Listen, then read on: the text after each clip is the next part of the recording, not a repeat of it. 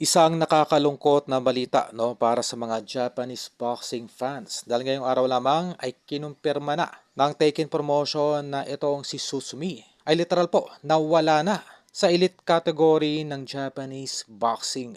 Ito ay kaugnay pa rin sa kayahiyang naging laban nito kontra sa 43 anyos na si Nonito Donaire.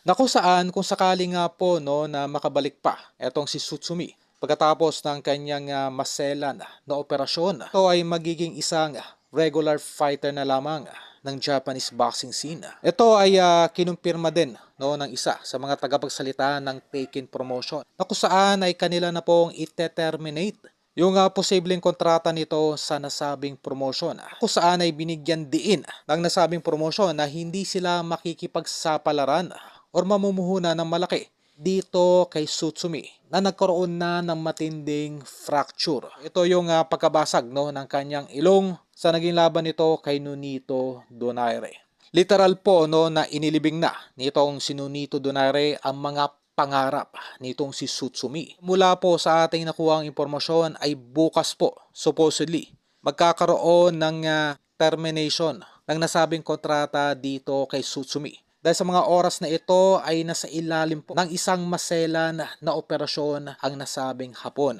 After po ng kanyang operasyon, yung tinatawag na reconstruction ng kanyang ilong, ay harap po ito sa nasabing promotion upang pirmahan ang kanyang termination ng kanyang posibleng kontrata sana dito sa Taken Promotion. Sa kugnay pa rin ng balita ay humingi nga po ng tawad no itong ating The Filipino Flash, Nonito Donaire, sa mga Filipino boxing fans sa kanyang pagkabigo na tapusin itong si Sutsumi na nauwi sa split decision pabor sa nasabing hapon.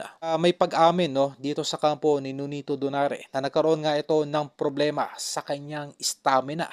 At kung tutuusin daw no ay wala naman daw lakas ang mga suntok nitong si Sutsumi. Kung titignan nga naman no kung sakaling hindi po kinapos ng stamina itong ating kababayang si Nonito Donaire ay malamang sa malamang ay makukuha nito ang knockout sa 5th round na kung saan ay mapapansin na groggy pa hanggang 5th round no itong si Sutsumi mula sa natamo nitong fracture sa mga kamao ni Donaire noong 4th round.